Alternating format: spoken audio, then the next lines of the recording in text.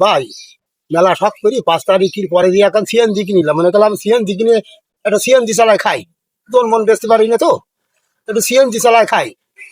তা এখন সিএনজি কিনিলাম, কেনার পরে 5 তারিখের পরে যাই এইবার সেই লাইনে সিএনজি নিয়ে গেলি, সিএনজি আমার চালাতে দেয় না ঠিক মতন, কানে টাকা দিতে হবে, হলে টাকা দিতে হবে, তা না দিলে গাড়ি চলবে না, কেউ গাড়ি ভেঙে দিতে আসে, এই সব নানা অভিযোগের মধ্যে আর গাড়ি কেন চালাতে পারিনি ভাই। আজকে 2 বছর, আজকে 18 মাস শ্বাস ওই গাড়ি তার আমার বাড়ি ফেলাই নিয়ে দিয়েছে, ঠিক মতো চালাতে পারলাম না। এসব কষ্টের কথা কার কব, কার কও, এসব কষ্টের কথা এগুলো।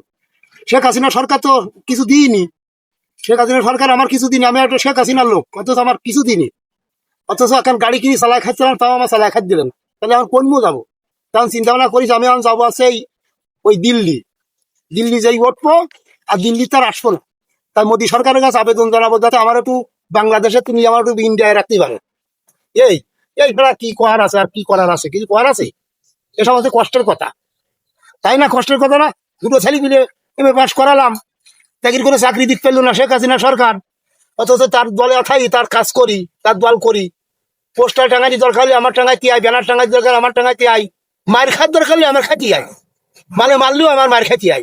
তাহলে আমি কোন চালায় আসি?